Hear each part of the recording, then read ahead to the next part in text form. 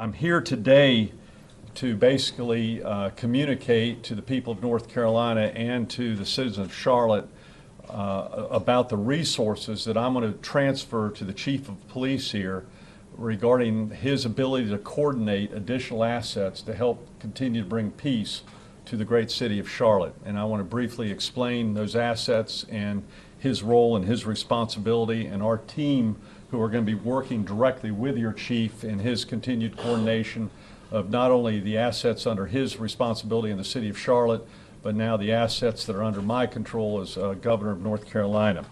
And it's extremely important that we continue this teamwork. We've had an ongoing communication during the past 48 hours with the mayor, with your chief, and with all officials among my team to ensure that we have a well-coordinated activity during this tough time.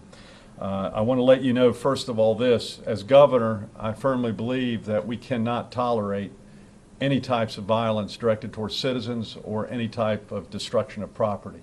And I'm going to do everything I can to help our police force here in Charlotte-Mecklenburg to keep our citizens safe and to also ensure that our police officers are treated with respect, and also to ensure that there is no further destruction of property, and those who destroy property or hurt other people will be dealt with. And I want to make sure the chief can do his job with the necessary resources. And he's got a very, very big job. And I knew him many years ago when I rode with the police department as a city council member. And he understands community policing. He understands the community and the neighborhoods of this great city. And he's got also an incredible positive reputation with his fellow police officers and with police chiefs across the nation. So Charlotte is very lucky to have such a great police chief. Let me first talk about the assets that I'm transferring for the chief's coordination.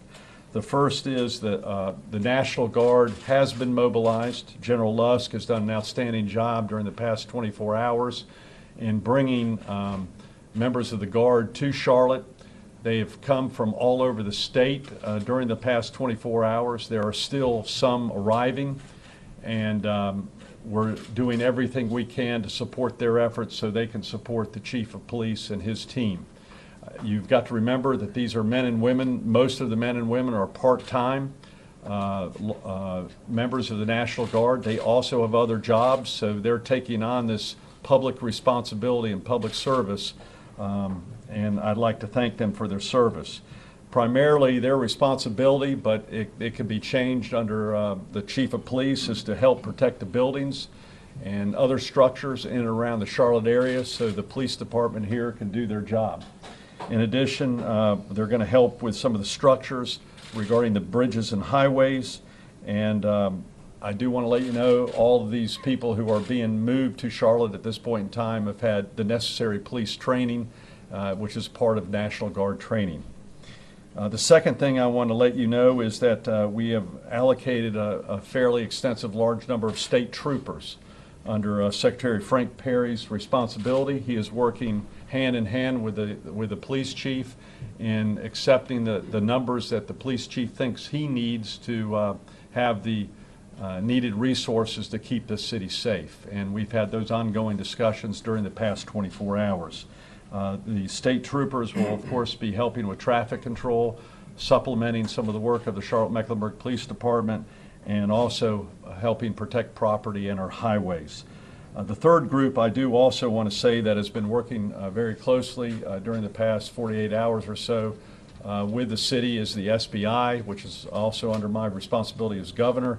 But the main thing I do want to say is the SBI is currently participating in and leading an independent investigation of the most recent incident that occurred here in Charlotte-Mecklenburg. And they are proceeding with that investigation as quick as possible so we can resolve exactly what happened and then communicate that investigation to the general public. I also want to recognize our state emergency team who are headquartered in Raleigh. They are at the operations center right now. They're actually dealing with two major issues, one here in Charlotte. We are also having major floods in the northeastern part of North Carolina. We're having a 100-year rainfall right now in eastern North Carolina. We've already had 60 water rescues in the northeastern part of our state. It's not a part of the national news, but some very heroic things are occurring in the northeastern part of North Carolina with major floodings of streams, and again, already major water rescues, and we're real concerned about the crest of some of the rivers at this point in time. So Mike Sprayberry of my emergency response team is handling that responsibility at this time in Raleigh, while also helping this team here in Charlotte. So we've got several situations going on at once in North Carolina. Again, our goal is to be a team. Our goal is to provide peace and safety for our citizens, and to work with the community, and to continue to make sure that the city continues to be great, because it is. And I want to let the national audience know that Charlotte, North Carolina is a great city, great people. It's a great place to live, work, and raise a family. And we're not going to let a few hours give a negative impact on a great city. And this city is also very resilient. I know it because I still live here, and I'm proud to live here. So with that, I'm going to have Mayor Roberts say just a few words, and then I'll answer a few questions. Mayor Roberts, thank you very much for your work. Appreciate it. Thank you, Governor. Thank you so much. And we do welcome Governor McCrory here in Charlotte, even though he still lives here. We always welcome you back. Got several houses now, huh? There you go. Feel free to come onto the 15th floor and look at your old chair. Good view, as you first told me, if you remember. I want to reiterate that our local police chief, Chief Kerr Putney, remains in charge of law enforcement in our city. And I'm going to add to all the accolades that you just heard the governor give. You gave away all the thank yous, but I want to add to that our CMPD, our fire department, and our medic, and our sheriff's office. All of our first responders at the local level have done heroic things in the last several days. They have been a team, and they have worked well together, and Chief Putney has a reputation that is not just regional, it is national. I've talked to folks from other mayors and other folks who have officers who serve with him, and they have the highest regard for his capabilities and for all that he is doing right now. So we are really grateful to have your leadership, Chief. I have every confidence in Chief Putney and appreciate the efforts of all of our officers, all of our first responders. I want to thank them for their professionalism. And there were some wonderful moments that were caught over the last couple days of true interaction with our officers, with our first responders and citizens, true compassion, true care, examples of community policing. And I think that we have one of the finest forces in the country. I also value the support of our National Guard and our State Highway Patrol. We want to welcome them to Charlotte. We want to make sure that they know they're welcome here, they're appreciated. We've had citizens reach out wanting to do things like give free dinners and that sort of thing, and I know that they will work seamlessly together with our local law enforcement to continue to keep our city safe. So we welcome them here in Charlotte, and hope they won't be staying too long, but love to have them here. We are pleased to be partners with our state government as we move through this difficult time. Again, I want to take a moment also to thank our faith and business and neighborhood leaders, all the voices in our city that have been working so hard for calm and peace.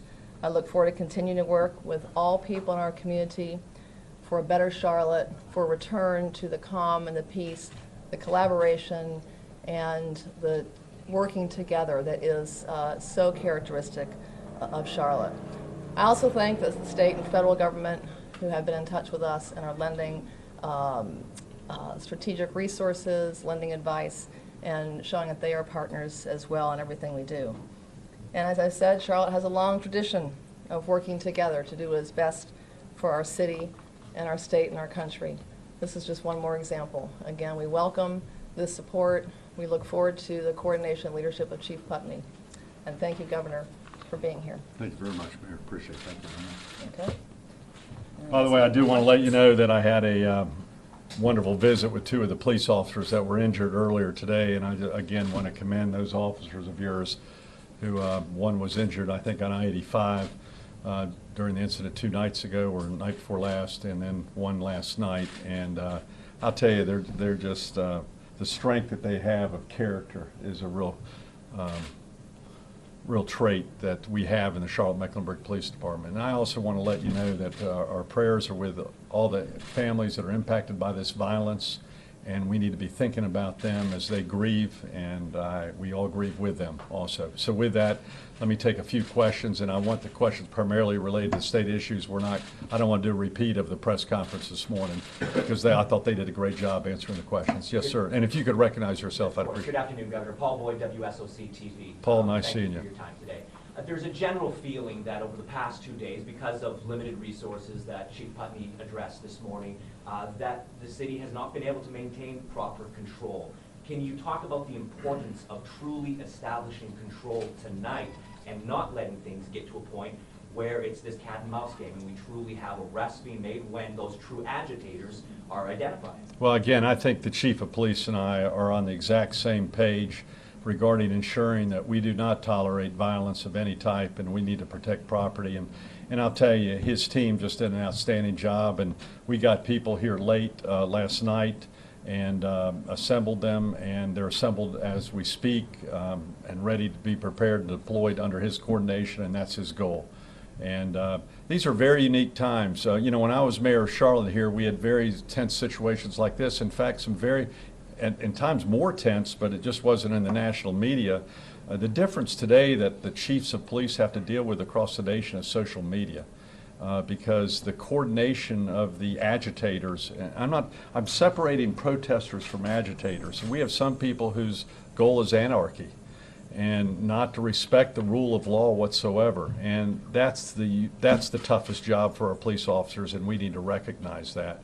And as we also respect people who are truly legally protesting and expressing their freedom of speech, that's fine, but the people who abuse the freedoms that we have, I think, are the most difficult job, and the coordination of social media, I think, is one of the greatest challenges that our chief has. And also, frankly, the media presence can also at times escalate, with all due respect, some people's behavior, which I ask the media to be mindful of, because as you give publicity or you film types of anarchy, it only encourages those to do the same. So you are a part of both the solution and the transparency, and it's a very fine line that you're walking also.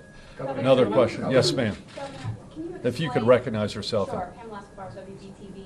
Can you explain the thought process and the relationship that you guys developed to talk about the state of emergency? How does it get declared? And were there any concerns that would make our city look bad? Our main concern is safety.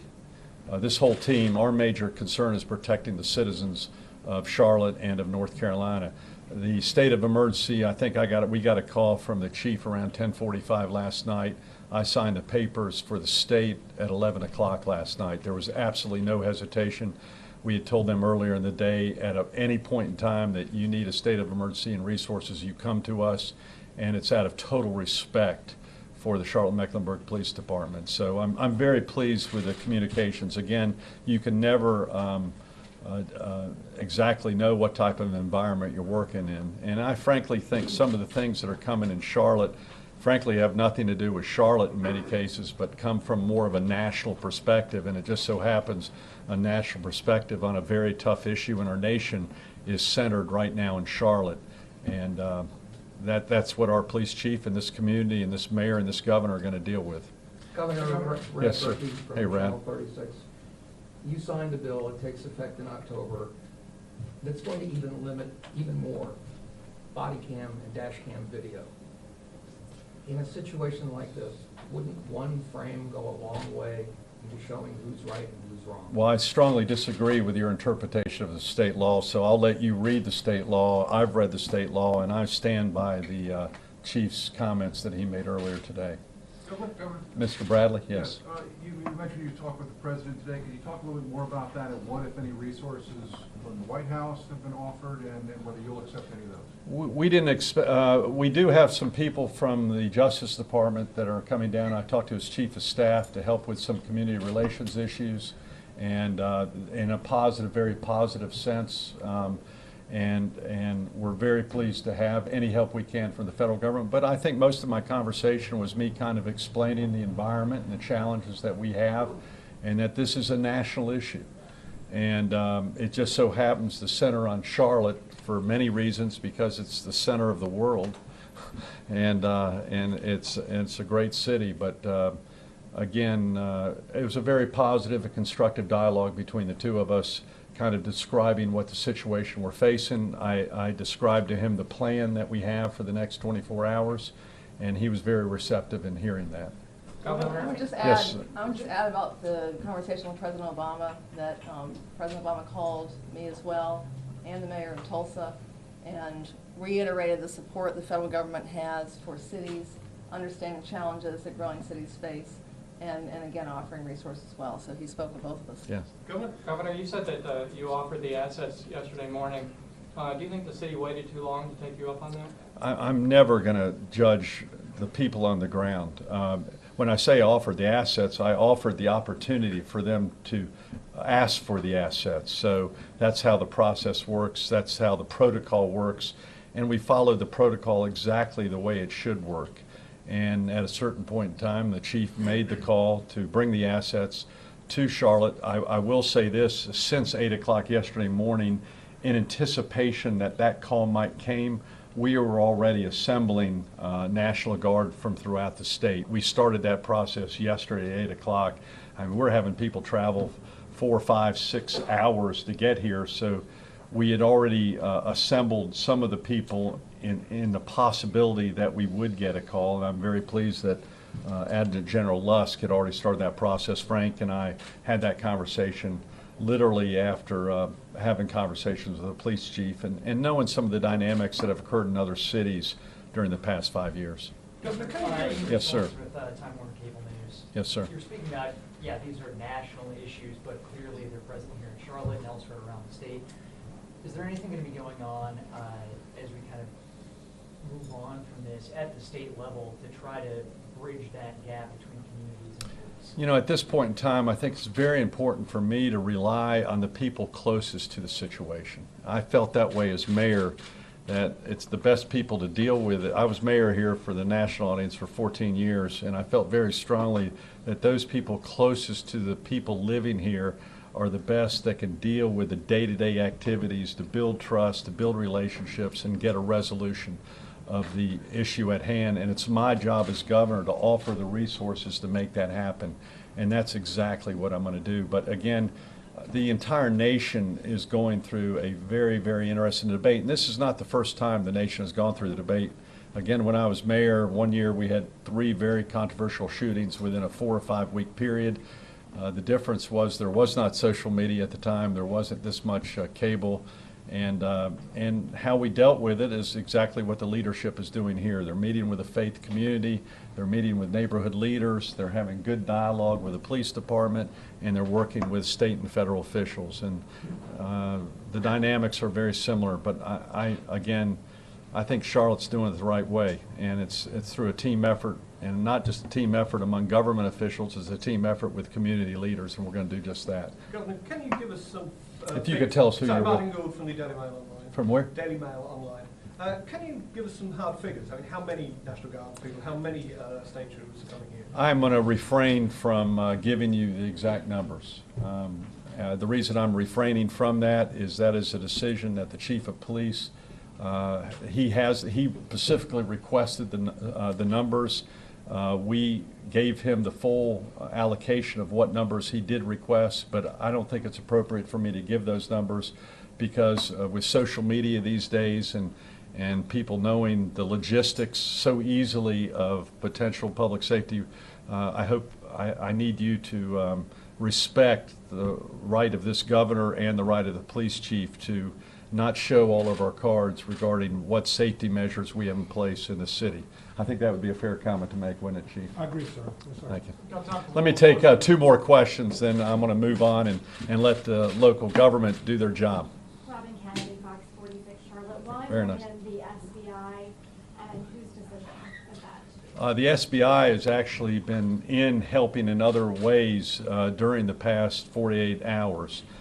We've been helping on some intel, and we've been helping also with some logistics, and we also have some strategic State Bureau of Investigation people who can help with law enforcement. So they've been on the ground actually for a pretty long time. Another unit of SBI, at the request of the district attorney, is participating in an independent investigation at this point in time. So I've had discussions with the district attorney, Mr. Murray, and in initiating that independent investigation, and our team is doing that at this point in time, and we're making that totally independent during this process to ensure we get the right answers. And I just encourage patience for people. Let the great judicial process work of our nation and the democratic process work, and I really ask of that. I'm going to get one more. And yes, ma'am. With CNN, how exactly do you expect tonight and the coming nights to be different than the past two nights? I know we brought in these new. I think the only way I can say on how we expect it to be different is that there are more resources available, and I'm sure there are lessons learned from the last 24 hours, and I think that's more appropriate another time for the chief to recognize. I'm the governor, and I'm going to let the chief do his job. And not only the chief, but the entire community to do their job. My job as governor is to help them with state resources, because the entire state cares for this situation. And so does the president and our nation, and because this could happen anywhere. And I just want to let you know my hearts and prayers are with all the families in this city, as the president's are. But my hearts and prayers are actually with tonight and last night with these police officers that are standing tall and showing incredible courage and patience and doing their job. And I just encourage us all to please support our law enforcement officers who are doing a good job. Thank you all very much. It's an honor to be here. Thank you very much.